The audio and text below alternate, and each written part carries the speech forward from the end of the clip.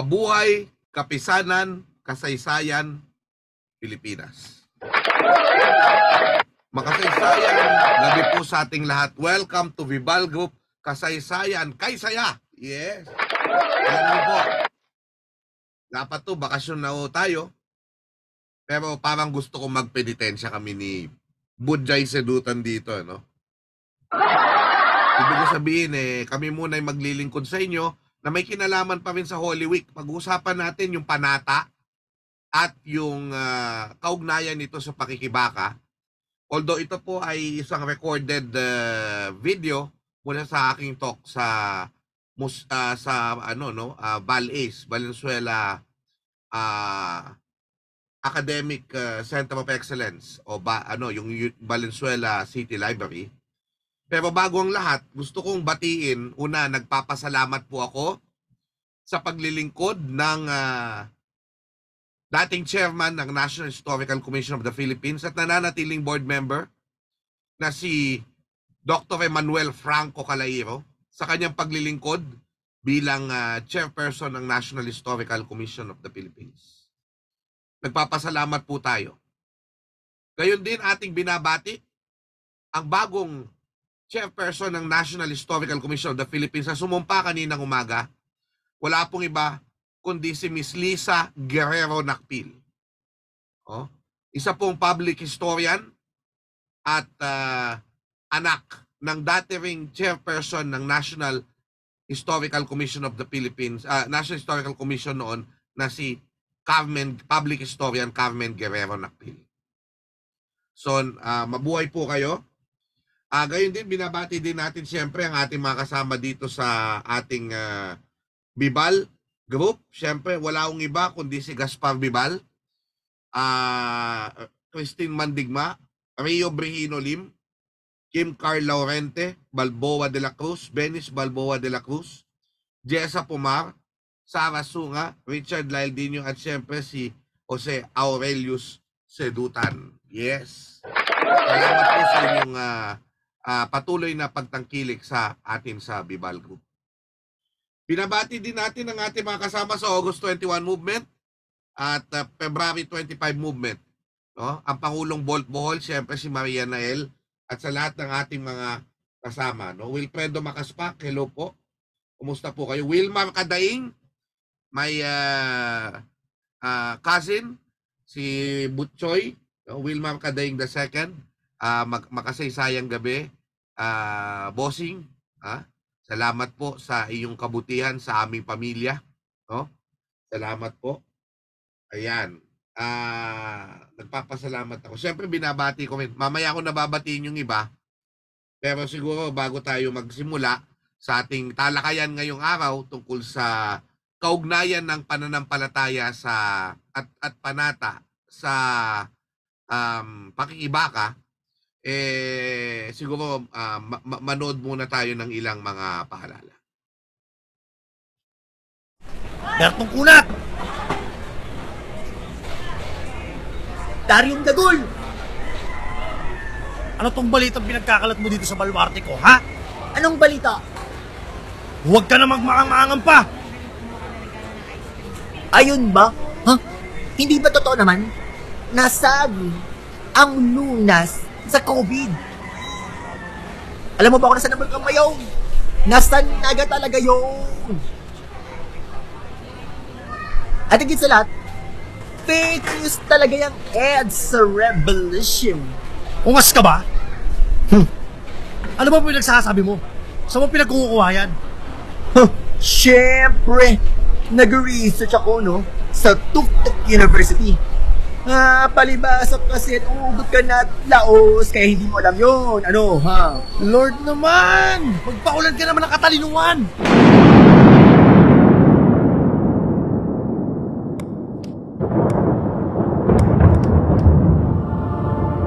Reliable source of information, sari-saring content na isinulat ng mga eksperto, mga librong di kalidad na abot hanggang sa doomsday, tumawag ka lang sa akin. By the way, hindi ako si Lord. Ako si Vibal. O pre, tingnan mo to. Di ba sabi ko sa'yo totoo ang EDSA Revolution? Oo nga, no? O tapos ito, wala pala talaga sa Naga ang bulkang Mayon. Sabi ko sa'yo eh.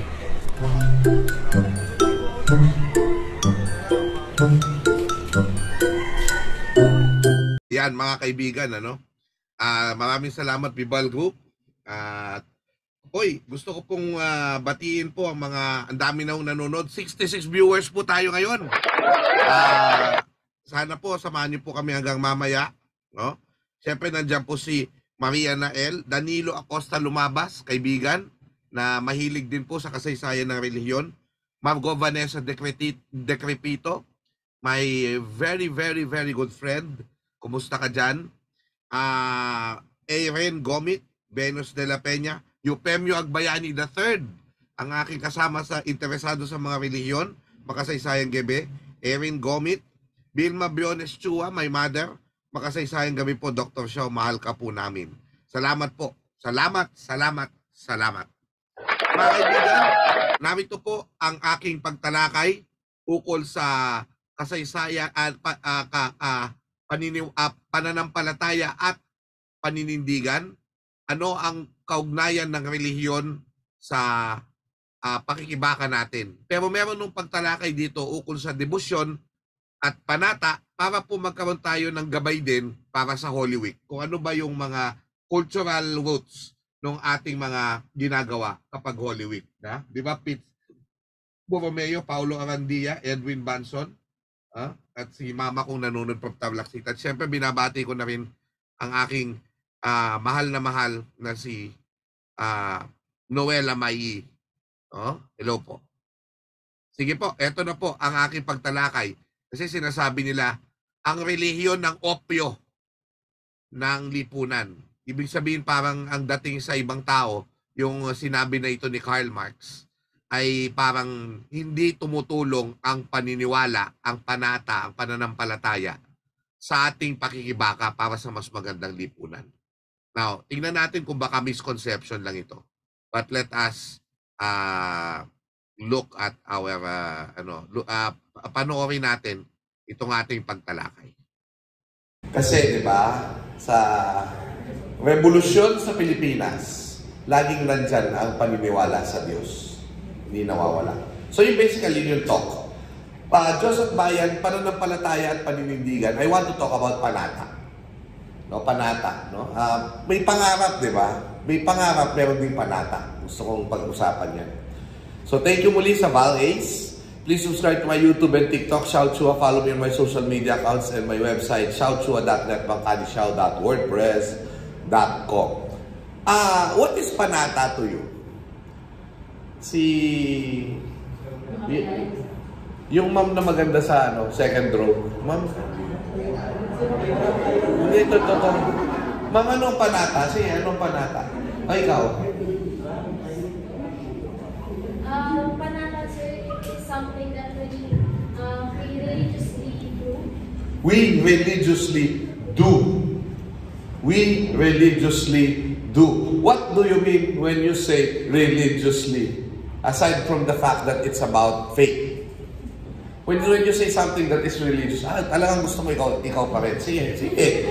Ipagbibigyan kita. Hindi, sige. What I mean by that, sir, hindi naman po by religion.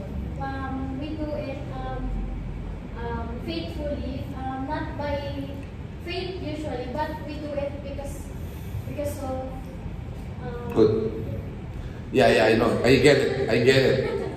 faithfully. Oh, oh, oh. Yung panata ay salita sa wikang Filipino na tinutumbas sa devotion. E ano ba yung devotion? Sabi ng Webster, prayer, strong affection. Pero, sa Pilipino, ito ang panata. Ha? Sabi ni Leon, isang deboto sa Nazareno na aking nakausap, sabi niya, kapag nangako ka, tutuparin mo anuman ang hadlang. So come what may, pag sinabi mo, every first Friday, pupunta ako sa Quiapo, pupunta siya. Unless may sakit siya or what. Diba? Para sa kanya, namamanata siya. Bakit? Bakit namamanata ang isang tao? Para humingi? Diba kasi sabi na, oh, the Philippines is such a poor country. Diba? Kaya yung mga tao is so drawn to religion because they always want to ask. Alam mo yung nakakabuisit dyan? Yung pinagmumukha lagi ng West na tayo ay hampas lupa. Di ba nung mga ibang Westerners, poverty in the Philippines, that's why religion is so strong because we're bang. Nakakainis, di ba? Oo.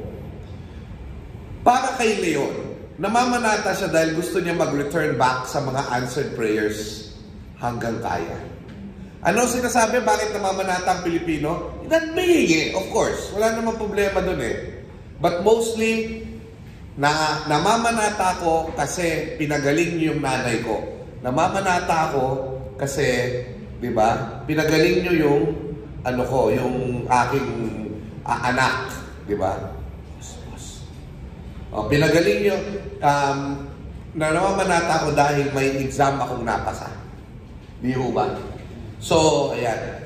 So, yun po. Thank you, kapatid. Sabi ni Wilbur, Pangulo ng Panatiko, Hukbo 6. Talagang yun ang pangalan nila, Panatiko. Ng Pandakan. Isang barangay na affiliate. No? Ng Panatiko, balik-balik. Ang Panata ay palaging naroon tuwing lalabas ang santo. Kumbaga, nagagawa ng yun yung faithfully. You do it regularly. Okay? At sabi nga niya, bata pa lang, nagsisimba na si Wilbur sa Quiapo. Dahil sa pamamasan, join lang daw siya. At sa kalaunan, marami ka na rin nakikilala. Dahil lagi kayo nakikita-kita sa pananampalataya. So, noong una pa ng bangka-bangkada lang, girl. Ganon, happy-happy. Hindi ka serious. Until, every year, ginagawa mo na, lumalalim ka na sa pananampalataya mo. No? Nagkaroon ng panahon na naging sobra siya sa bisyo, subalit sa kanyang pamamanata, gumana ng kanyang kalooban at buhay. Kasama ng bangkada ni si Rosler at isa pang kaibigan dito na nila balagay ng Panatiko. Sabi ni Imelda, na asawa naman ni Rosler, ingat yaman ng Panatiko, ang pamamanata ay pagkakaroon ng misyon. Ganda. Alam niyo yun, yung misyon, kaloob sa ating puso. Aming sarili ay aming handog, laging tapat at laging tugon, naririto handa kami, Panginoon. Yun ang awit para sa ikalamandang taon ng Kristyanismo sa Pilipinas. Diba yung awit ng misyon? So ano yung misyon?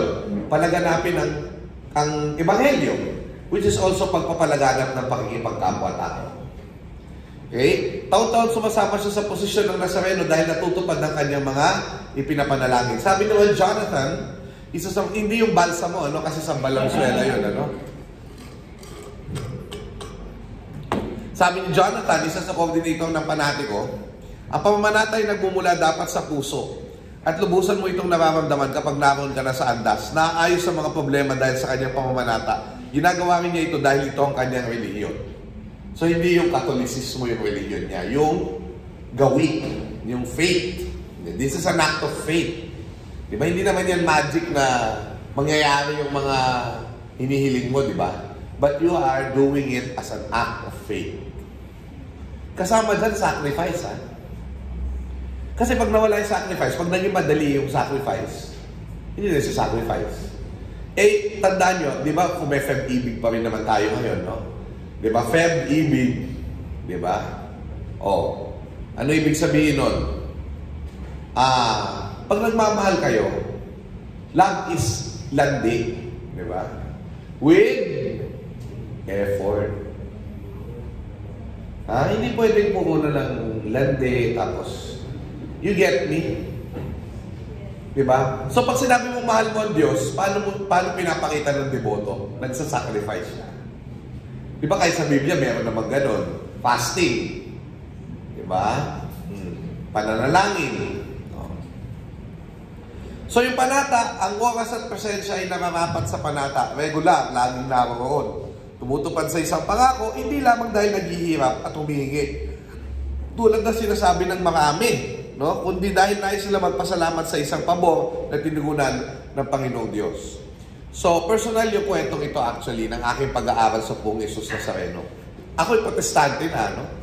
Pero, naalala ko yung nanay ko, nung ako'y bata pa, ayan ako noon, no? Saka yung nanay ko, no?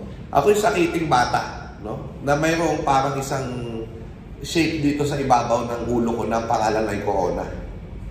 Corona, parang may nakabukol. Before 7 years old daw, pag may ganyan daw, mamamatay daw ako. Pero after that, kung ako'y mabuhay, sabihin tuloy-tuloy na yung buhay ko. So 40 years old na ako, hindi 43, hindi 40 years old na ako, diba, nabuhay naman ako. At doon kasi nung batang sakitin ako, ako'y pinapanata ng nanay ko sa Nazareno, sa Tarlac. So, pag susuotin niya ako ng abito ng Nazareno, tapos pupunta kami sa Nazareno ng Tarlac, na binigay ng Nazareno ng Quiapo. Isa siyang kalyahero ng Quiapo. Okay, so sabi ko, kung sabi kasi nila, yung mga namamanata, mga panatiko, magulo, di ba? Parang baliw, pero parang ganun ba yung nanay ko? Yun yung gusto kong maintindihan, kaya ako pinag-aralan ng debosyon sa Pong Jesus Nazareno. Diba? Ang panatiko ba yung nanay ko? Diba? So I want to know the heart of my mother. Pero yung panata, maiintindihan natin yan pag isinakonteksto natin lalo yan sa ating paniniw, sa ating kasaysayan. So alam natin na nung dumating yung mga Espanyol dito, sinakop nila tayo sa pamamagitan ng kaus at espada. Diba? So may puwersa, pero hindi talaga yun. Kasi kaunti lang ang kanilang sundalong Espanyol. Paano na tayo nakumbinsi? Libo-libo ang Pilipino noon. Diba? Nakumbinsi nila tayo kasi tayo ay tinuruan nila ng Katolisismo. So di ba nagtatarak sila ng cross? Yun yung they lay claim to the islands. So itatarak nila yung cross, sasabihin nila, sa ngalan ng Diyos at ng ari ng Espanya, tayo na yung Islas Pilipinas, ganong eklabu, no? So, yun, no? Tinuruan nila tayo. Yung pagturo nila sa atin, yun yung parang sinasabi ng mga teacher natin, yung mga Pilipino, nagbago yung buhay nila pagdating ng Espanya, nasakop ang kanilang kaisipan at nabago ang kanilang buhay. Ang tanong ko naman dyan, napakalungkot naman at ang ating mga ninuno pala ay napakauto-uto. Na tinanggap lang natin ng ganon-ganon. Okay. Sa simbahan ng Paite, Laguna, meron akong ipapakita sa inyo isang drawing. Kung hindi ako nagkakamali, si Salvador Dance ang nag-drawing nito. Ito po ang San Cristobal ng Paite. Okay? Pag tinignan ko sa San Cristobal, maputi, di ba? Matangos ang ilong. Yung kanyang, pag tinignan nyo yung kanyang maputi, yan. San Cristobal, the Christ Bearer. Gusto nilang linisin yung painting, kaya after some time, inalis yung painting sa kanyang pader. Tapos, doon nila nalaman na sa likod pala ng painting, mayroong isa pang nakadrawing sa mismong pader. Pag tinignan mo mabuti, ano ang makikita natin? Yung unang drawing, tinuro sa atin ng Katolisismo, pero yung taong nag-drawing yan, malamang isang Indio, naiintindihan niya yon sa kanyang sariling pananaw. Diba? So nakita nyo, yung San Cristobal, nasa pamumuhay niyang, yung local garment ng magsasaka, di ba? Et cetera, et cetera. Ngayon, ayaw nung sumunod na pari malamang, pinapalitan niya ng maputi. Kasi gusto nilang ipakita, mapuputi yung mga santo. No? Tayo, brown, wala. Ganito lang tayo. So, yun yung makikita natin, no? Binigay sa atin ng di ba? Ang Santo Niño ng Cebu, actually hiningi siya ni Reyna Juana. Nagandahan siya. Binigay ni Magellan. Pero anong ginawa ni Reyna Juana dito? No, tinanggap niya ito, pero eventually, sinamba ito ng mga Cebuano bilang anito. So, ano ibig sabihin nun? Tinanggap ng mga Cebuano ang Katolisismo, pero yung pagkakaintindi nila ay sa kanilang sariling paniniwala. This is subversion and decolonization. Yes, tinanggap natin yung Katolisismo, but we creatively resisted by making Catholicism Filipino. Oo. So, doon napapasok ko, di ba? Yung Santo Niño, yung mga santo, di ba? Ano ginagawa sa mga yan, di ba? Vine-venerate. Tulad ng ginagawa ng mga anito natin nun. So, parang, hindi pala nabuhay yung kultura natin. Hindi pala nawala yung kultura natin. Oo. So, pag tinignan mo, no? Yan, actually ganyan yan. No? Yung pala sa loob pala ganyan ang itsura, di ba? Ano lang siya, frame. Pero ang ganda-ganda niya, dadamitan mo. Di ba? Ito ay isang Good Friday. So, bakit tinuturing mo sa tao? Di ba ang phenomenon nga ngayon, mga LGBT, yung mga ang tawag na kamarero, yung mga nagbibihis ng santo, parang ginagawang beauty pageant. Di ba? Pero yun ang expression of faith nila. So sila mga kamarero sila eh. So, si Jesus, ibababa sa krus pag Good Friday. Tinieblas ang tawag nila dyan. Tapos after that, ihihiga siya.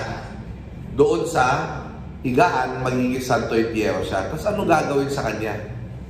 Sa Magdalena, Laguna, pinauusukan.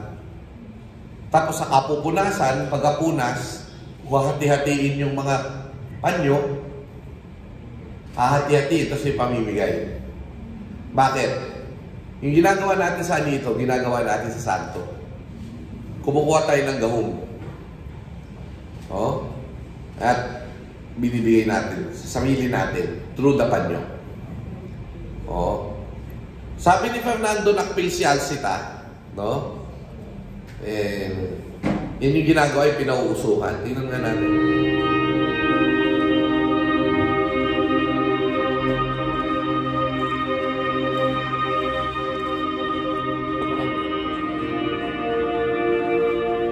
Ay, na pinauusukan.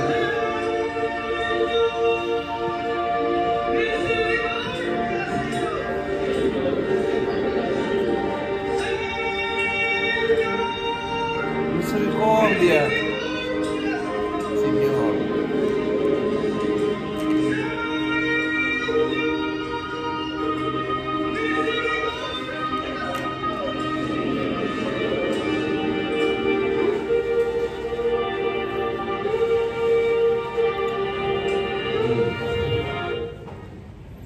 Ano yung pakikita natin dito? Sa Magdalena, Laguna, pinauusukan yung senyo, tapos pinupunasan, tapos kinakalat yung panyo. Ayon kay Lars Raymond Dubaldo, na aking colleague sa DLSU, isang historian din at deboto ng Pong Jesus Nazareno. Yan yung ginagawa sa mga patay sa Cordillera. Pinapausukan, tapos yung mga huling katas, lalabas yung mga huling pawis, pupunasan mo ng panyo yun. Tapos saka mo, ipapahid sa sarili mo. Yun ay paglilipat ng gahom. Tulad ng pinaalala sa atin nun ni Dr. Bernadette Abrera. Dito pa ba yung aking sorry? Ito. Okay, so yun ang ginagawa, diba, sa panyo. Ganyan. So, yung ginagawa natin sa patay at sa anito, yun ang ginagawa natin sa santo. Nalipat. Di ba? Nalipat. Ang pinupunasan natin ngayon, para kumuha tayo ng gahong, okay na?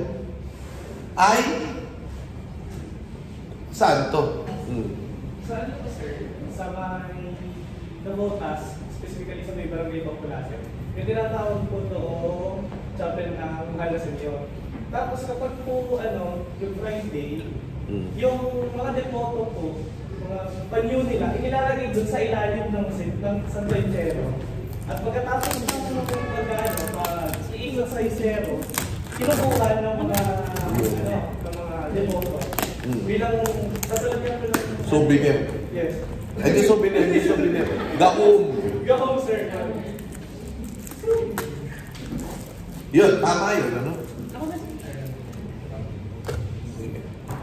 So yun ang makikita natin dyan, no?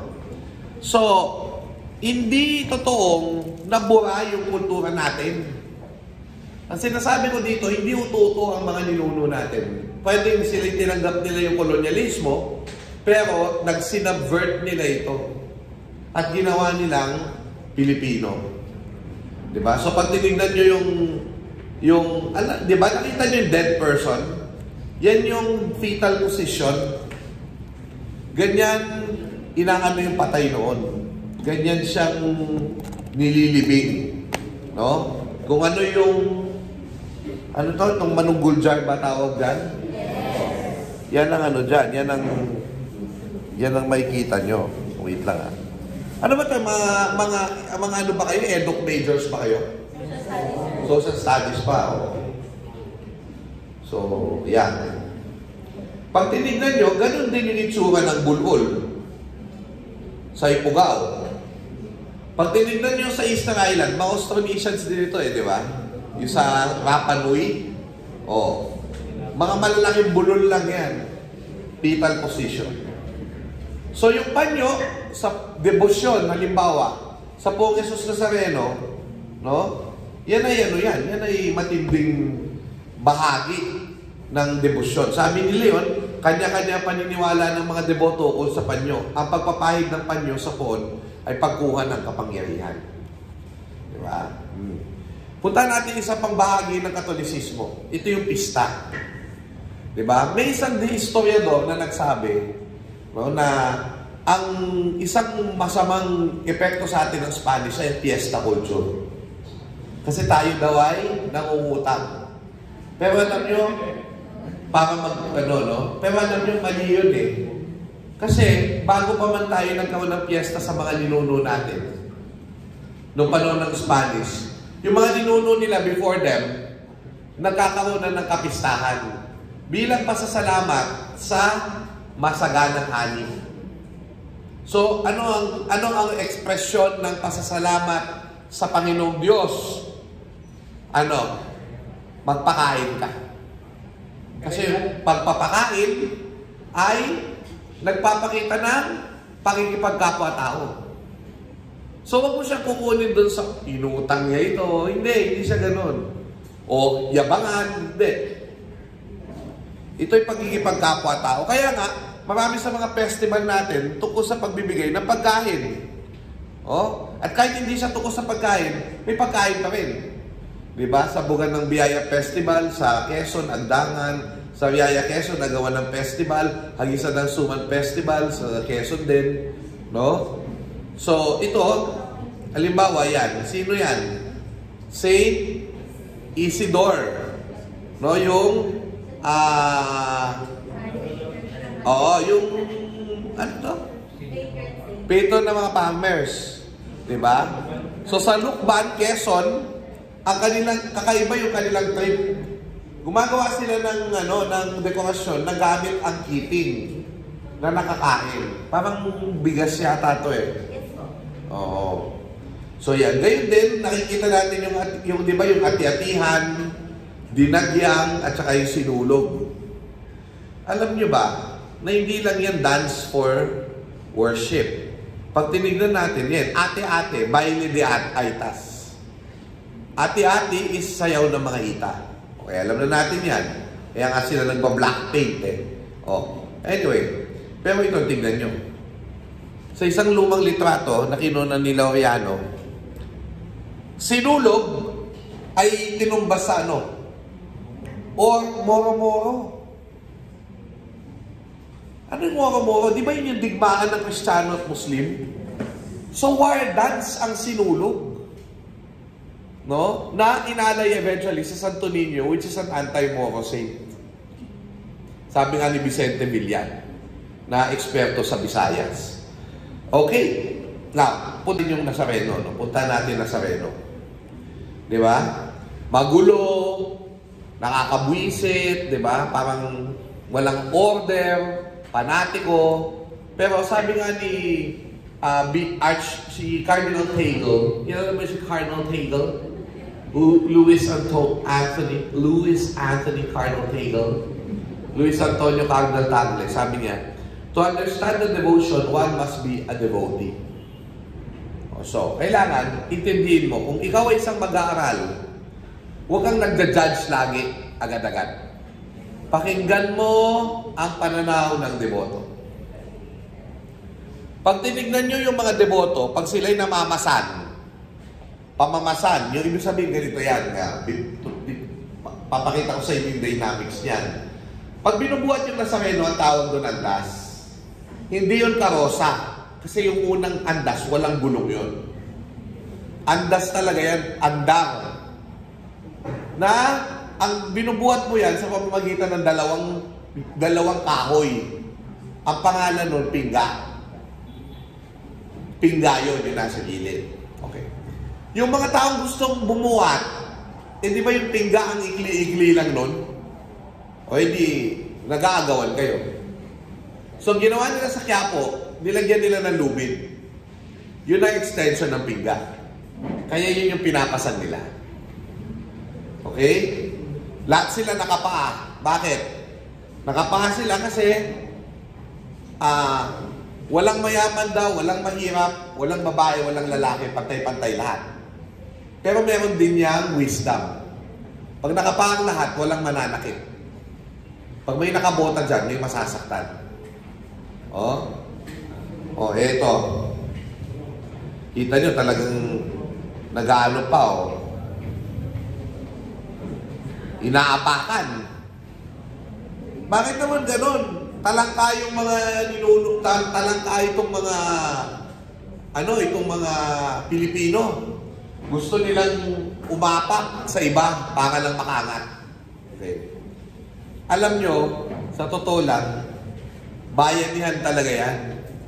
Bakit?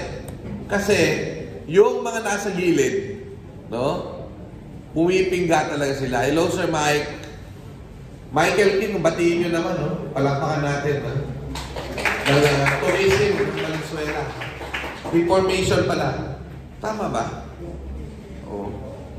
Anyway, bayanihan, ayan. Akala nyo inaapakan, pero yung palang balikat nila, inaalay nila. Sacrifice. Para makaangat ang iba. Bayanihan yan, girl. Bayanihan, girl. Nakita ko rin yan dun sa Quezon Boulevard, na nung pista ng Quiapo, may mga tao na pinapagamit ang kanilang tuhod para makaakyat yung mga tao. At walang bayan. Walang bayan, no? Bakit kakaunti ang namamatay? Kung hindi man walang namamatay, kadalasan wala na tayong casualties sa Nazareno. Kahit stampede levels. Kasi, kapag sila ay pumasan, meron silang posture.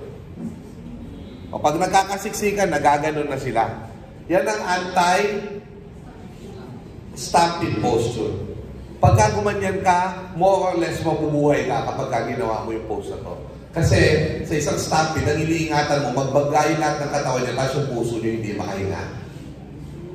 So pag ginawa mo to, nananatili yung puso mo yung makakahinga at may hangin. Okay? So yun yung makikita natin dyan. So, pag tinignan mo ng Nazareno, so ibig sabihin may bayanihan. So, dito pala sa Nazareno, makikita natin ang kulturang Pilipino. Ang pagkataong Pilipino. At para rin yung maritime culture natin. Pag tinignan mo ang Nazareno at ang daluyong ng tao, ito'y parang dagat. At ang Nazareno ang bangka. Dito may lubig pa na hinihila, di ba? So, nagiging fluvial. Tulad ng ginagawa sa ibang lugar sa Pilipinas. Sa Peña Francia, sa Tiwi, Albay, kung saan nandun ang Nuestra Señora de Salvacion, etc., etc., etc. Ang iniiwasan po sa translasyon kapag lubid ang pinag-usapan ay ang pag-8 ng lubid. Pag nag-8 ang lubid at may tao po sa loob, pwede po siyang mamatay. Pwede siyang mahati. Diba? Kasi pag yan ay inipit ka dyan, masasaktan ka, mamamatay ka. Pero naiiwasan yung mga ganyang pag-insidente dahil pag nag-8 yung lubid, iaangat na. Merong magsasabi na iaangat, sisignalan lahat, iaangat nila, tapos pag angat, yung lubid doon, uunat na yun. Iunat ang lubid. Nandyan din yung, kapag ikaw ay nahilo, pag nahilo ka doon, hindi ka, tawag doon, pag nahilo ka, hindi ka tatapakan. Bubuhatin ka, at ilalagay ka sa safe place. Okay? Sige.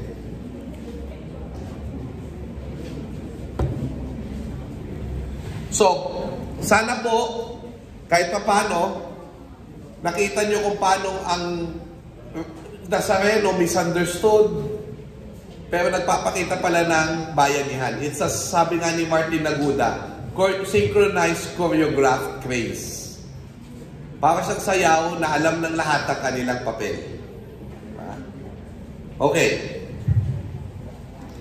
Sabi ni Lars Raymond Ubaldo, no? Noong unang panahon, no? Mayroong mga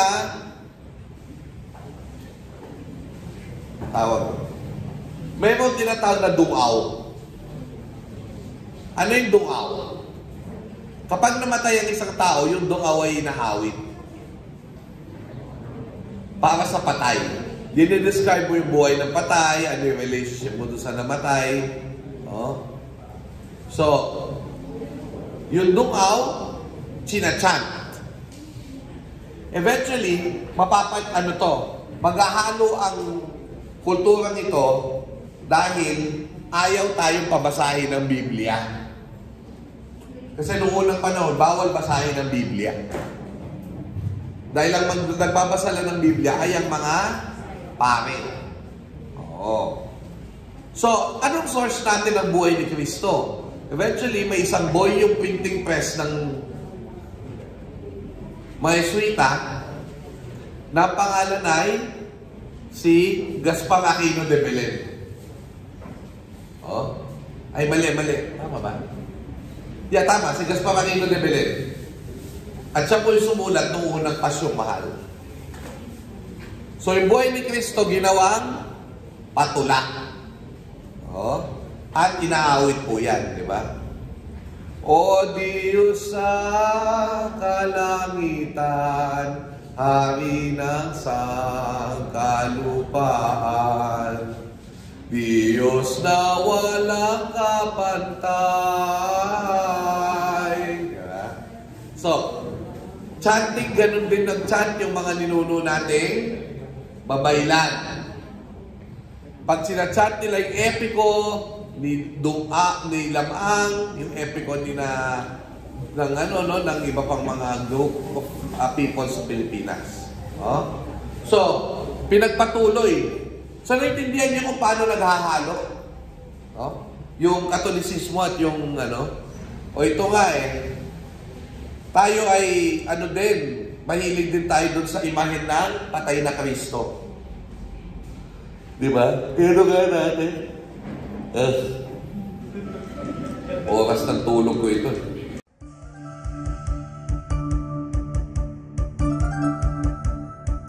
Makasaysayang araw po. It's showtime! Taong 1897, isang taga-Barrio Kapaya, Angeles, Pampanga ang inaresto bilang katipunan insurekto. Matapos tinorture siya ay hinatulang mamatay. Mula sa presidensya ay pinakiusap muna niya sa mga gwardiya na hayaan siyang manikluhod sa kanyang patron. Siya ang kargador ng imahe ng Kristong patay na tinatawag na Santo Entierro o Santo Sepulcro. Sarado pang simbahan ng Santo Rosario kaya nagkasya na lamang siya sa pagsusumamo sa hapo sa harapan ng mga pintuan nito. Nung siya ay babarilin na, bigla na lamang niyang naramdaman na lumuluwag ang mga tali at siya ay nakatakbo at nakaligtas mula sa tiyak na kamatayan. Mula noon, ang kwento ni Roman Payumo ay naging isa sa mga batayang kwento ng popularidad ng debosyon ng mga Kapampangan sa imahe ng patay na Kristo na tinawag na Apong Mamakalulu, ang Panginoong nagbibigay ng awa.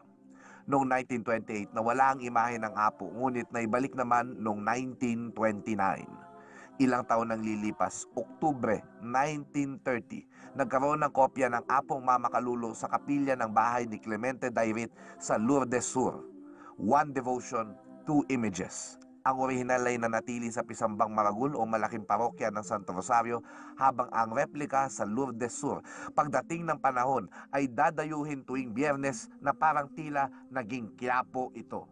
I wasn't comfortable about the idea of venerating a dead Christ. In fact, ito nga yung tinanong ko dun sa isang deboto minsan. Sabi ko, bakit ba para tayo nakatutok sa Kristong patay? Gayon, ang Panginoong Hesukristo ay muling nabuhay, hindi po ba? Sabi ko. Tapos napatingin siya sa akin, tapos ang sabi niya, hindi ko naman po hinahaplos ang Kristong patay, ang sabi niya. Ano mo yung hinahaplos ninyo at pinipilahan pa ninyo? Ang sabi niya, ang hinahaplos ko po yung kamatayan ni Kristo. Ang kamatayan niya, iba sa kamatayan natin. Ang kamatayan natin, katapusan ng buhay. Ang kamatayan ng Diyos, ng anak ng Diyos, nagbibigay buhay. Ako po si Xiao Chua para sa PTV News. And that was Xiao Time. Yan. So, nakita nyo yung kahalagahan ng panata sa patay na Kristo. Ang sinasabi doon, alam naman natin, hindi naman yun ang katapusan. Mabubuhay naman siya, di ba? So, niyayakap natin yung kamatayan niya sapagkat ito'y nagbibigay buhay. No? Sige. So, itong sinasabi natin, bakit natin tinanggap si Kristo bilang mga Pilipino? Sa aking palagay, ito ay dahil siya'y nagkatawang tao. No? Ibig sabihin, naiintindihan niya ang tao. Pag bumabagsak ang tao, pag nagkakamali, kapag ka alam mo yun, yung nalulungkot, alam niya. Kaya ang tawag ko sa kanya, siya yung Diyos na nakipagkapwa-tao. Oh? Siya yung Diyos na nakipagkapwa-tao. Subalit, ayon kay former Senator Jose Wright Diokno, sabi niya, we believe our own efforts cannot be enough. We seek God's help because we've been made to believe we can't help ourselves. And religion in the past contributed to our sense of powerlessness. The church is changing now, but much of the sense of powerlessness remains, and since this makes many of us seek a Father on earth as we do in heaven, this makes it easy for government to be authoritarian, to manipulate and mislead like the present government of my country. Ano ni Marcos? So, ang sinasabi dito, no, na yung religion ay nagpapahina ng pakikibaka. Yung panata ay nagpapahina ng pakikibaka. Diba? Yun yung tradisyonal na pananaw sa revolusyon at pakikibaka. No? Sabi kasi ni Karl Marx, supposedly, diba? Religion is the opium of the people. Ngunit, out of context yata yung pagkuha kay Karl Marx. Kasi may iba pala siyang sinabi. Sabi niya, but man is no abstract being squatting outside the world. Man is the world of man, state, society.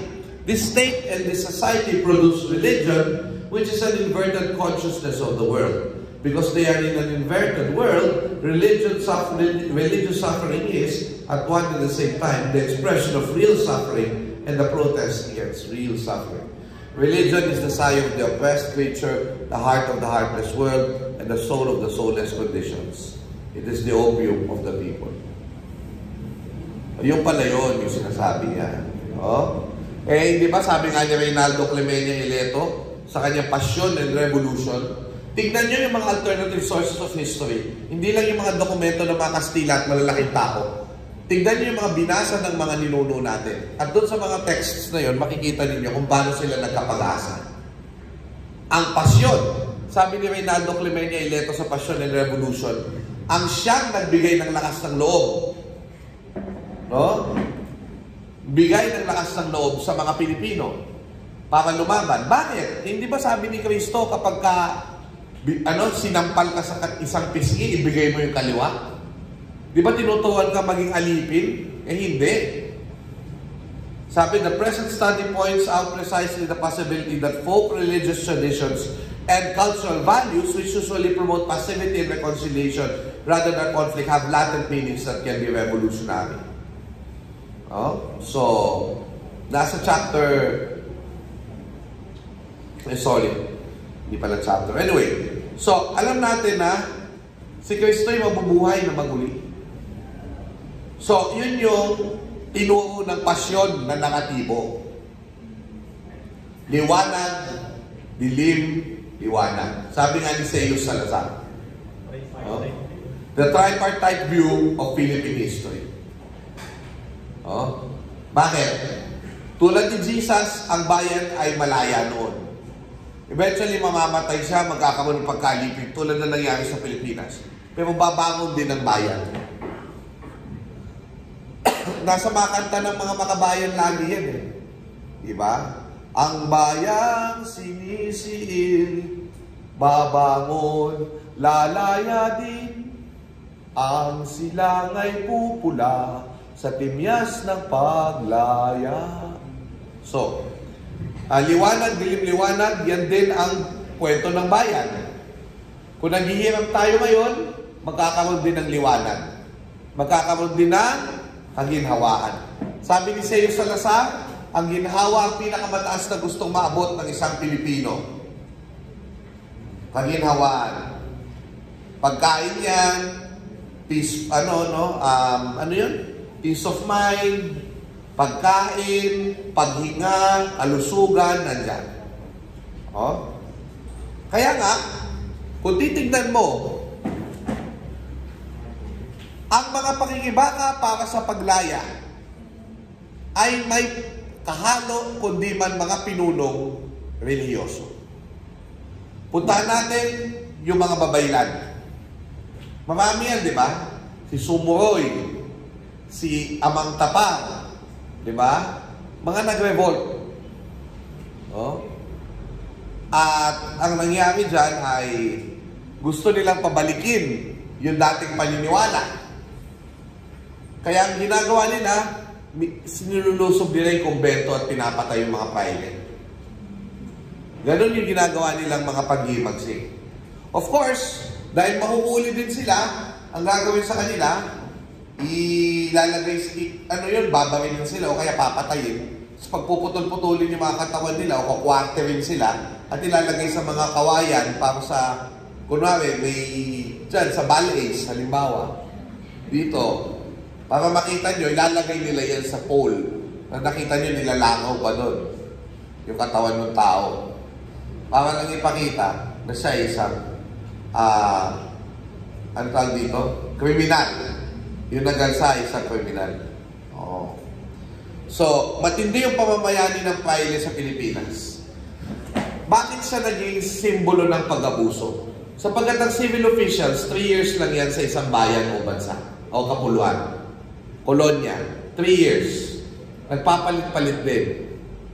Pero every time, ang kura hindi napapalitan. Okay? So, kaya, kasama na doon yung paghawak ng pera ng parokya, sikreto ng mga parishioners. No? Kaya nga lumakas, eventually, yung movement ni Apolinario de la Cruz, aka Hermano Puli. Si Hermano Puli ay supposedly gusto daw niya maging paring regular, pero hindi siya tinanggap. Napanood niyo ba ito sa pelikulang Madyoha? Di ba sa pelikulang Madyoha, no? So, alam niyo na yung nangyari dyan, napilitan silang i-defend yung sarili nila kasi lumaki sila sa mga Tagalog.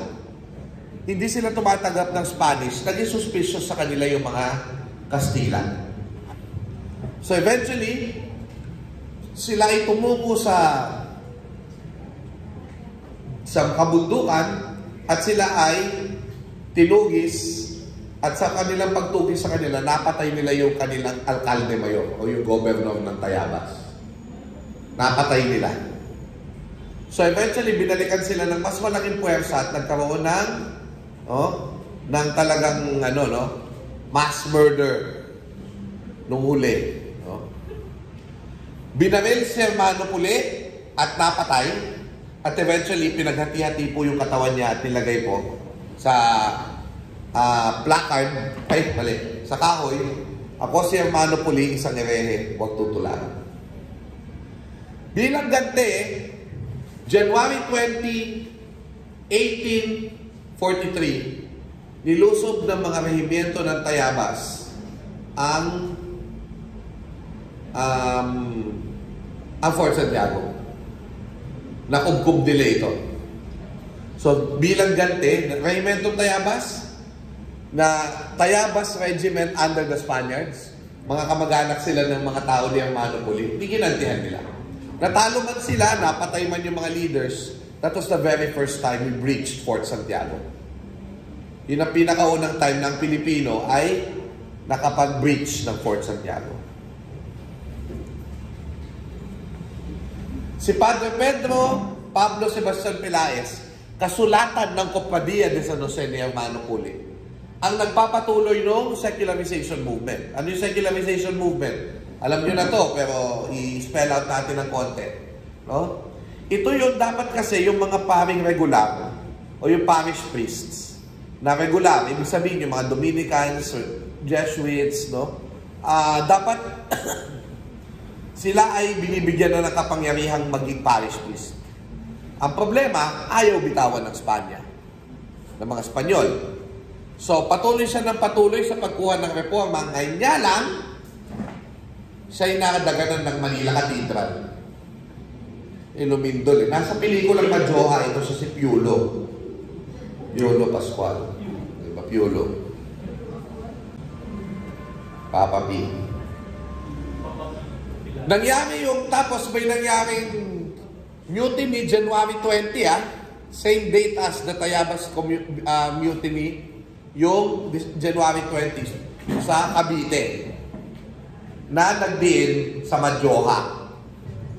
Mariano Gomez, Jose Burgos, and Jacinto Zamora. Kaya Madjoha, Gumbusa.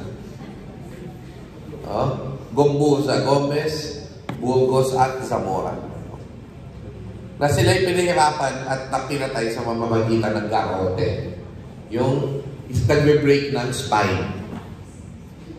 Kaibigan ni Padre Burgos at naging border niya minsan, Pasiano Rizal Mercado, general ng revolusyon. Habang nangyayari yung mga pangyayari ito, siya'y nagturo sa Batang Pepe, na 11 years old pa lang nun, na mahalin ng bayan. At mag-ingat tulad ng pag-iingat ni Padre Burgos.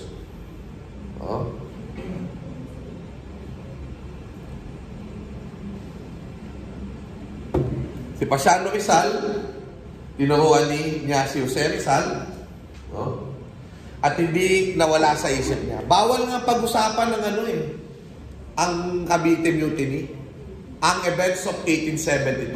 Shhh! Sabi, shhh! Burgos, bawal banggitin. Pero hindi nawala sa isip ni Rizal, yung hindi dapat banggitin, binanggit niya sa kanyang nobela, El Filibusterismo. So, a la memoria de los presbiteros de Don Jacinto Zamora, Mariano Gomez, Don Jose Burgos, and Don Jacinto Zamora. Okay. So, dadating tayo sa pagdating ng Katipunan. Diba? So, si Rizal na-influensyahan, yung Katipunan ay na-influensyahan din. So, si Emilio Cito ay gumawa ng isang essay, Gomez, Burgos, at Zamora. Sabi nila, ipagaganti nila si Padre Burgos. Eto pang isa. Meron daw silang napulot, supposedly silang nakapulot, na dugo ang panyo ni Burgos. Hindi daguan. Basta naging panyo ni Burgos, naging dress niya noong kanyang kamatayan daw. Hawak daw nila yon. Hindi natin alam kung totoo. Pero hawak daw ni Bonifacio yun, tapos magre-ritual sila para sa gumbusa. So, yun yung panghalinan nila sa tao na sumama na kayo. Noong 1977, February 17, 1977, anibersaryo ng pagbitay sa Madjoa. Isang taga San Jose Seminary o isang Josefino ang nagtatag ng isang grupo tinatawag na Gumbusa. Yung grupong Gumbusa ay tinatag ni Father Robert Reyes. Okay. Ano ang kahilingan ng mga Gumbusa? Maging Pilipino ang simbahan. Ang mga pinuno ng simbahan dapat maging Pilipino. Alam niyo ba na mangyayari lang yan noong 1970s? Nung umalis yung mga foreign superiors. Dominicans umalis. Diba? At marami pang iba. So nangyari lang sa 1970s. So, 100 taon ang lumipas bago tuluyang nangyari yung gusto ng Gumbusa. Pero nangyari pa rin. And in fact, ngayon, hindi lang tayo pinuno sa ating bansa. Ang mga Pilipino rin ay matataas na opisyal sa simbahang Katoliko sa buong mundo. Tulad ni Cardinal Luis Antonio Tagle, yung mga Superior General ng Dominicans at ng Christian Brothers, o yung Lasal Brothers, Fratres Scholarum Christianarum, ay mga Pilipino.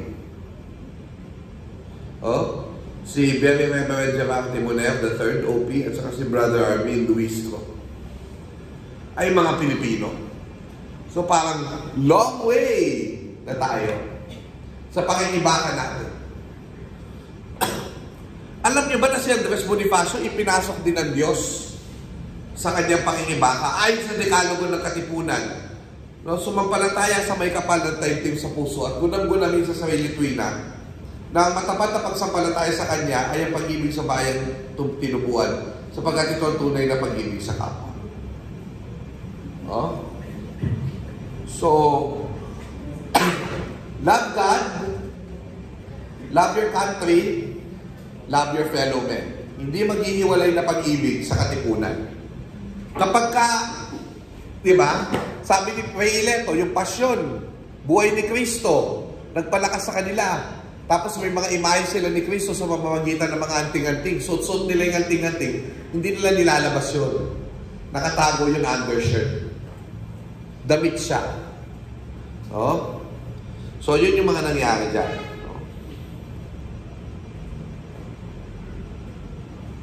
Ayan, so, naka-influensya ang relihiyon sa ating revolusyon. Definitely. Tulad ng ang mangyayari dyan, si Isabelo de los Reyes. Di ba si Isabelo de los Reyes, isa siyang labor leader. Pero nagtatag siya ng relihiyon. IFI. Alam niyo ba yung IFI? Iglesia Filipina Independiente. So, anong mangyayari dyan? In-invite nilang maging Obispo Maximo, si Isabelo de los Reyes, in-invite na maging Obispo Maximo, si Gregorio Aglipay. Ang problema lang, ayaw ni Gregorio Aglipay kasi siya daw ay isang Katoliko. Ayaw pa niya makipag-break sa Rome. Pero napabilis din yun. Alam niyo bakit? May 2 Jesuit priests na lumapit sa kanya. Tapos, parang sinabihan siya na yung mga paring Pilipino talaga, mga incompetent yan, hindi sila marunong, mga bobo, ganyan. Alam niyo, sabi niya, Aglipay, kinuelyohan niya yung Jesuita. So, yun yung makikita natin dyan na yung pangingibakan nila. And eventually, si Gregorio Aglipay became a naging ano siya, no? Siya na naging name nung religion. Kahit hindi siya nag-start. Kasi si Isabelo de los Reyes ang nag-start ng Aglipayan Church.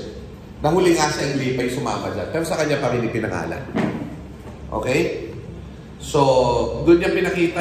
Actually, nag-serve din si Aglipay sa Philippine Republic bilang pangalan nun? Yung General Castrense. Vicario General Castrense. Oh? So, ayun.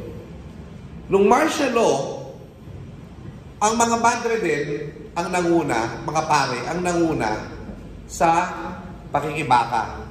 No? Mahigpit pa yung mga strikes doon, pero sumasama na sina Mary Jan Manansan. No, kilala niyo pa si Mary Jan? Yung taga Saints ko.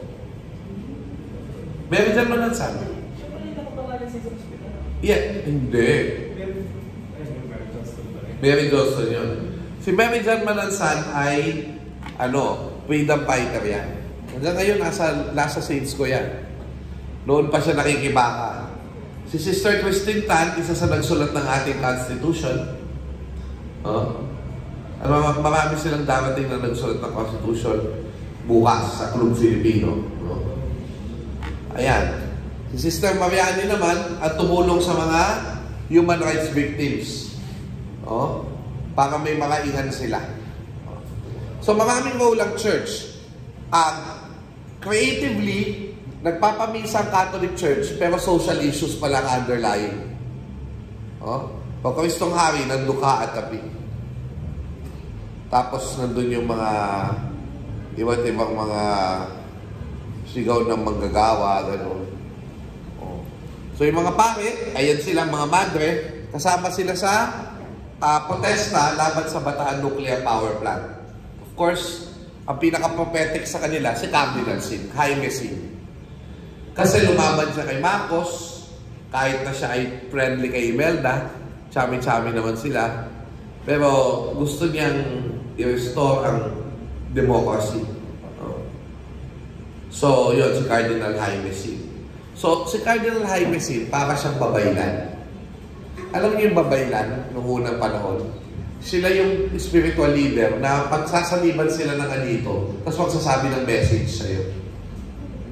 Parang ganun si Cardinal Sin. Kaya tayo naniniwala sa mga religious figures pag-revolution. Dahil pampalakas nga ng loob yan.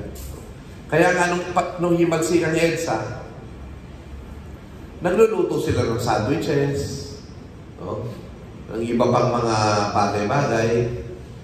At yan yung mismong EDSA yun pero parang ayoko nang makiusap si ate.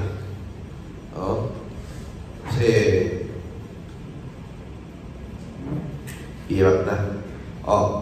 Anyway, so ito yung crucifix. Para may posisyon, piyesta, pakaridad. Pakaridad sa Quiapo kasi sa Quiapo pag pumunta ka pag piyesta, nagbibigay sila ng pagkain. So pakaridad, nagbibigay ng pagkain sa EDSA Revolution, di ba? Tsaka bakit may Mama Mary? Kasi 1985 was the 2000 birthday of Mama Mary. Yun the Marian year. So kaya maraming birhen. Sa langit, wala ang bir. Hindi, meron. Birhen. Assumed into heaven. Diba? Sa mga Protestants, nagdala sila ng Bible. Diba? Anong gusto nila? Pagbabago, pagmamahal sa bayan. Diba? Hinaharang nila yung tangke, yung sarili nila sa tangke. Diba? Yun yung maganda doon. Diba?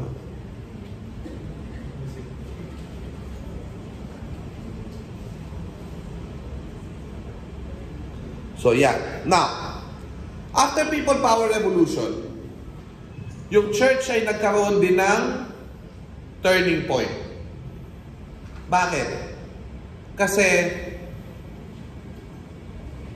ayaw ng church na hindi sumama sa paghihirap ng bayan. Kaya doon nabuo nung nagkaroon ng Second Plenary Council noong 1991, na ginawa noong January 20 to February 17. Nakita niyo yung date? January 20, Cavite Mutiny, February 17, execution of the Majuha. Diba? Nag-meeting sila. Second Plenary Council of the Philippines, unite all things under Christ. Dito na buo yung tinatawag na Church of the Poor. Ang pinagkayarihan nila, ang simbahan ay dapat simbahan ng mga dukha at mga alita. Yun yung practice. Okay? So yun, hanggang ngayon, di ba? Sabi, wag kang, yung simbahan ngayon, di ba dati nangaapi yung mga personal na simbahan? Ngayon, kasama sa pakikibaka para sa karapatang pantao. Di ba? Wag kang magnakaw, wag kang papatay, wag kang makiapid. May mga ganyan silang paalala. Tuwing pista. Ito naman, merong ang urban poor naman ito. So, paano nagiging expression ng church, ng religion, ng faith in God, ang pakikibaka? Muli, sa panahon ngayon, Kalbaryo, nandiyan ang Kalbaryo, panunuluyan ng mga maralita. So, Kalbaryo pagka Holy Week. Panunuluyan ng mga maralita. No? So, yan. Kapag tinignan natin, 2010, nagkaroon ng panunuluyan, at 2011, nandun ako, ang daming tao. Mahuwaban po yan.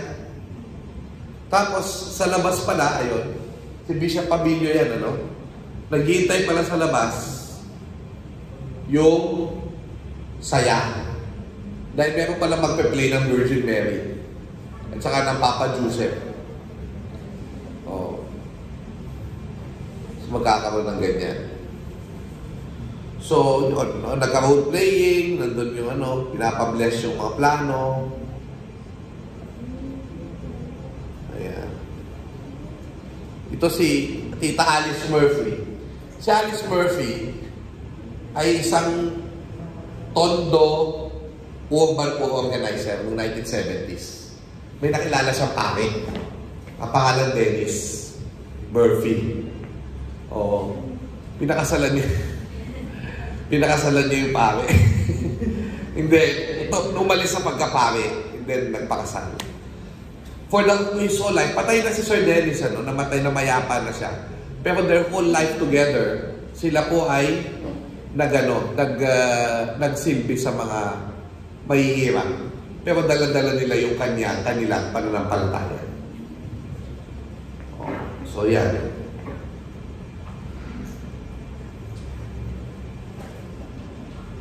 Kaya yan yung mga binibindisyonan yung mga yung mga replika.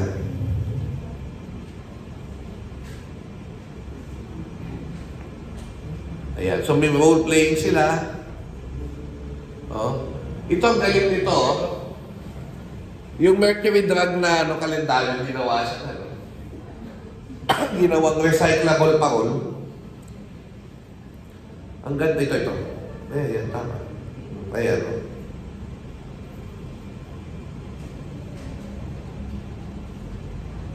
Ito yung magaling. Yung Dario, inikot. Ayan, ni Rollo, inikot. Yan, Tapos, bisita pa na namin noon, 2011, si Secretary Jesse Robredo. Siya yung inaward na Urban Poor of the Year. Urban Poor Person of the Year. Ayan. So, after 1 year, mawawala na po siya sa atin. Ayan si Dennis Murphy. Bago naman tayo. Alright, so siguro, ano yung halaga ng ating pinag-usapan ngayon? Huwag nating walang halaga ang pananampalataya ng mga tao. Huwag nating sabihin, ginagawa tayong alipin ng ating pananampalataya. Huwag nating isipin, uto-uto ang mga ninuno natin kasi ginawa lang tayong Katoliko ng mga Espanyol. We resisted by, ano tawag doon? Ginaano natin yung sinasubvert natin yung ano, ginawa natin sa atin yung Katolisismo.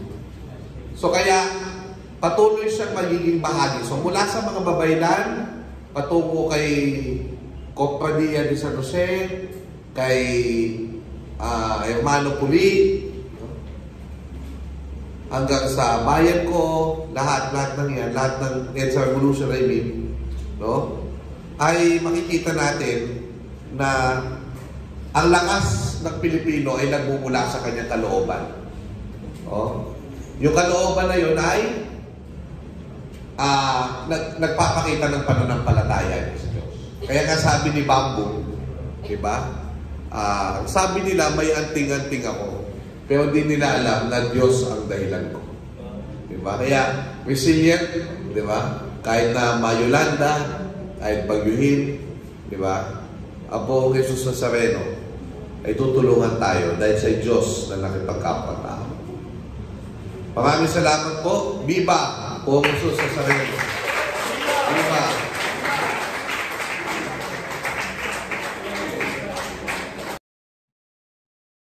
Yan po mga kaibigan, ang ating panayam sa Valenzuela City Museum ukol sa pananampalataya at paninindigan Diyos at bayan na nagpapakita po ng halaga ng pananampalataya natin sa pakikibaka. Ito ay hindi totoong wala itong silbi. Ito ay nagpapalakas ng loob sa atin ayon sa ating kasaysayan, no? Meron akong ipapanood sa inyo, binabati ko yung mga kasama natin sa August 21 movement, no? Na alam natin na si Cardinal Sin ay tumawag noon sa Radio Veritas upang tawagin ng mga tao. Tapos laging binabanggit lang yun na yun ang si Cardinal Sin lang yung nagpatawag. Actually, ang una talagang nagpatawag si Butch Aquino, no? Si Agapito Butch Aquino, na kapatid ni Senator Ninoy Aquino at isa sa nagtatag ng August 21 movement o nagtatag ng August 21 movement, no? Pagka yan ay sinasabi ko minsan pag ini-interview ako, minsan tinatanggal nila, no? Pero syempre dahil ang topic naman natin ngayon ay si Cardinal Sin, no, magpapasorry na lang ako sa ating mga kasama sa Atom kasi dito parang tinanggal yung part na si Butch Aquino. Pero gusto kong ipakita sa inyo to upang makita, iparinig sa inyo to upang makita yung papel naman ni Cardinal Sin sa People Power Revolution. Dahil siya yung isa sa mga highlight po natin. Okay? So tingnan po natin ito, no? Bago po tayo umalis at batiin yung ating mga kasama. Actually, pwede ko nang batiin yung ilan sa kanila, no, ngayon. Ayan, Hello Margo, Xiao Chuan, nandito pa rin. Michael James Mosqueda, yung kapatid ko si Chow yun. Steven Sayola, ayan. Si Joanna Prenda alias Basil Sander Adriano, na-late ka. Pwede nyo pong i-replay po ito, no? Huwag po kayong mag-alala, kaibigan, at kayo po yung makakapag-replay po nitong ating programa ngayong gabing ito, no? Marlene Copino, Mariano Quinones mula sa Baler, 61 watchers pa rin tayo. Hindi po kayo bumitaw. Marami pong salamat po. May pumalo na po tayo halos na 70 kanina. At syempre marami pa po. Pwede nyo i-replay po ito, no? Pasensya na ho kayo kung may mga expression po ako doon sa, medyo tuwang-tuwa po ako sa lecture na yun, kaya nagkaroon ako ng ilang expression. Patawarin nyo na ho, no? Total humingi ako ng tawad sa mga expression na yun, no? Dahil Semana Santa naman. Ryan Tan, hello. My dear friend Ryan Tan from the Presidential Car Museum of the National Historical Commission of the Philippines. Maraming salamat. Rick Villaruz, salamat po, no? Sino pa ba yung babatiin natin? Batiin pa natin, of course, ang ating mga kasama pa, si...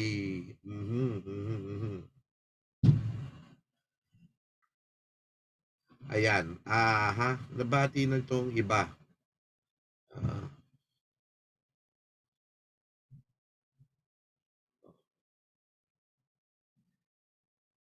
Mark Lester Acelis, na nandun sa lecture na yon. Ang ating mga kampon na kasaysayan, mabuhay kayo. Mabuhay kayo. Librada Hernandez de Castro, no? Ride to History. Paulo Garcia, no? Paulo Garcia. Sino pa? Paulo Garcia,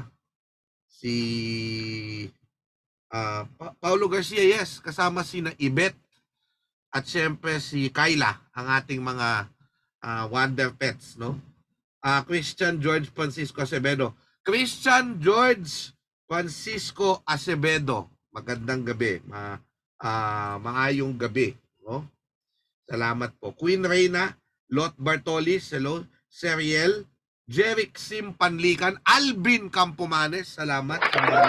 Alvin Campomanes, kapatid, maraming salamat. Nakita mo naman si Bambo ang ending ko, ano? Michael James Musqueda, Steven Sayola, hello everybody, mga kaibigan. Ayan, tingnan natin, meron pa bang mga bumati pa? Ayan. Sige po, I will now, ayan, si John Russell Kajumban Cosico, hello everybody. Paulo Arandia. Ang nanonood, masayang nabanggit ang ilan sa mga puntos sa anibersaryo ng The Good Samaritan First United Methodist Church noong Marso 2021. Salamat, Yufi, at pinag-lecture mo ko doon. Milestone follower, Edwin Banson, Kyle Cristobal. Salamat. Isidrian Paulo Silva Montes, Pumatimonan, Quezon. Hello, baka may hindi ako nabanggit. Salamat po. Okay, meron pa tayong panonood mula sa Manila Bulletin. Ito po ang The Cardinal's Message bilang paggunita sa role ni Cardinal Sin sa EDSA People Power Revolution. Mula sa Manila Bulletin. Do you recognize his voice? My dear people, I wish you to pray. Have you heard it before? Because it's only through prayer that we may solve this problem. This is Cardinal Sin recording at Radyo Veritas. I am indeed concerned about the situation of Minister Enrile and General Ramos. This is the recording that helped ignite the fire to the Filipino people to gather at Epifanio de los Santos Avenue to oust the late President Ferdinand Marcos. It's just a simple message, but why is it so important? Here's Professor Xiao Chua, historian, to help us dissect the infamous message of Cardinal Sin.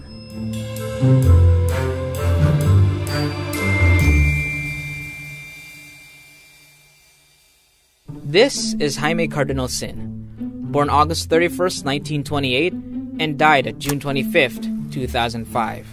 He served as the Archbishop of Manila from 1974 to 2003. The Cardinal was very influential to the Filipino Church, and is known to be vocal about his political views. He played an important role in overthrowing then-Presidents Marcos and Estrada, but he is notably known for his recording on February 23, 1986, that was broadcasted on Radyo Veritas. Alam mo si Cardinal Sin, nung pagpumasok siya sa pagiging Archbishop of Manila, ay ito'y kalagitnaan ng martial law. Pinuno ng simbahan at that time. People don't realize of the power, the charm, the influence, the credibility of Cardinal Sin made him the leader that people look up to by 1986. February 22nd, 1986, the Filipino people gathered on EDSA to revolt against then-President Marcos. The next day, February 23rd, Cardinal Sin decided to speak up on air to seek help from Filipino Catholics. My dear people, I wish you to pray because it's only through prayer that we may solve this problem. This is Cardinal Sin speaking to the people, especially in Metro Manila. I am indeed concerned about the situation of Minister Enrile and General Ramos. Si General Fidel Ramos, Vice Chief of Staff and Chief of the Philippine Constabulary, and of course, si Defense Minister Juan Ponce Enrile, ay nag-announce na sila ay kumakalas na sa rehimen ni Pangulong Marcos. Pero sa totoo lang, walang naniniwala sa kanila. Sa tumawag sila kay Cardinal Sin, and importante yun kasi pag nagsalita si Cardinal Sin, doon lang maniniwala yung tao na totoo pala yung sinasabi nila. Information were heavily filtered when martial law was declared. Stories that criticized the government were discarded. which made Cardinal Sin's message more impactful. I am calling our people to support our two good friends at the camp. If any of you could be around at Camp Aguinaldo to show your solidarity and your support in this very crucial period when our two good friends have shown their idealism. Let's support our two good friends. Kasi he was talking to the people and telling them, "Uy, kaibigan natin tong mga to. Kakampi natin ito. Kaya punta tayo sa EDSA." You have to say that word. Friends. Siya ay nakikita niya na sincero ang mga taong ito. And he took the cardinal for the people to believe. Cardinal Sin promoted a non-violent revolution. He wanted to achieve the goal of resistance with peace. A lot of people were encouraged and went to join the assembly to show their support to the cardinal's calling. Nuns participated as well. They were in front of the line facing an army equipped with guns beside their tanks, while nuns were armed with faith, hope, and beliefs. People did not disappoint the cardinal by staging a peaceful war. I would be very happy if you could support them now. I would only wish that violence and bloodshed be avoided. Let us pray to our Blessed Lady to help us in order that we can solve this problem peacefully. Nung People Power Revolution, nakita ng buong mundo, live TV. Naging panoorin yung mga Pilipino. Tayo yung pinaka-weirdong revolusyon. Pinaka-weirdong mga tao. Gumulong mga tangke. Pati mga naka-wheelchair, gumulong din. Alam mo yun? Imbis na baril, bala, ang nilabas. Rosario, Mama Mary, Our Lady of Fatima, let us not have a drop of blood to be shed. He was telling the police, the military, let us not kill fellow Filipinos. Actually, when the goal was achieved, People Power was recognized by the other countries as the only revolution whose goals was achieved peacefully. Pag sinabi mong kalayaan, dapat hindi lang yan yung karapatang magpahayag, kundi yung responsibilidad na magsabi ng totoo. It works both ways. A little more than a minute-long message sounded louder when thousands of people joined the fight. Since then, democracy has been stronger than ever. When I listen to the Cardinal's message, if you're going to look at it, it reminds people that you should do your own stand. How? By being compassionate for those who fight for freedom. So ano sabi niya doon? Tulungan mo at bigyan mo ang mga taong nakikipaglaban para sa kalayaan. And that's a message of compassion.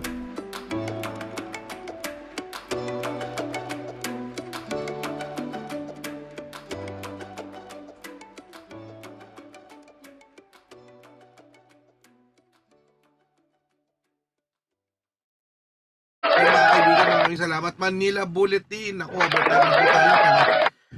Pababo lang na pabate. Las Piñas Historian, Emmy Almenanza. Hello, Emmy, at ang anak mo na dumating doon sa Panata Tour natin.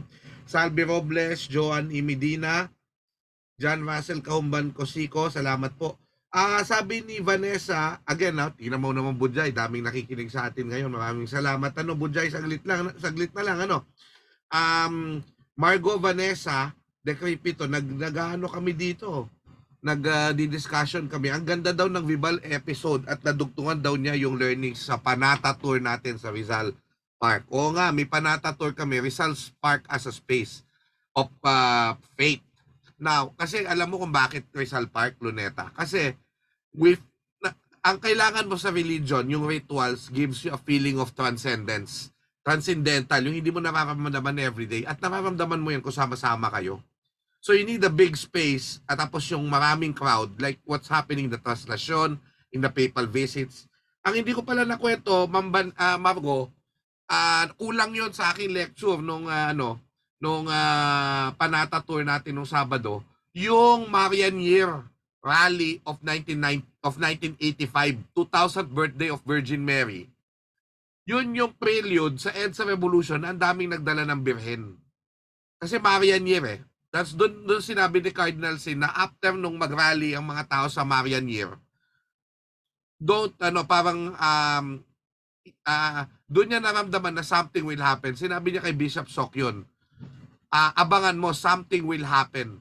May mangyayari. No, at yung nangyari nga, ay yung EDSA Revolution. Salamat, Margo, no? Sa yung mga mensahe. Thank you. Okay, siguro magpapaalam na po tayo. Marami pong salamat sa inyong pakikisa ngayong gabing ito sa ating kasaysayan kay Saya. Ang aking pagbati na lamang po ay anuman ang ating pananampalataya, anuman ang ating relihiyon, let's pause, let's reflect, at gamitin natin yung panahon na ito upang maisip natin paano pa tayo makakagawa ng maganda sa mundo. At paano pa tayo makakagawa ng mga bagay upang ang mga susunod na panahon, ang kasaysayan ng ating mga kabataan, ng mga anak natin at mga apo, ay magiging masaya. Keep the faith. Have a meaningful Holy Week and Happy Easter. Marami pong salamat at mabuhay tayong lahat. Lagi natin tatandaan, ang kasaysayan po ay kay Saya. Bye-bye.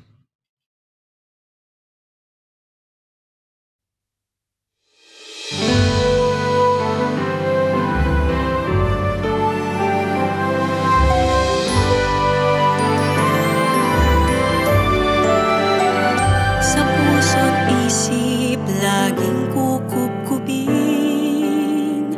mga gunitang sa ating nakarating. Bayan pukawin sa diwa't damdamin. Pangarap ng kahapoy ating tuparin. Marami pang bagay ang dapat tuntunin. Mga aral ng nakalipas ay susulatin. Malayong kahapoy sisikapin pang libutin. Nalalaman ay atin pang pauunlarin. Sa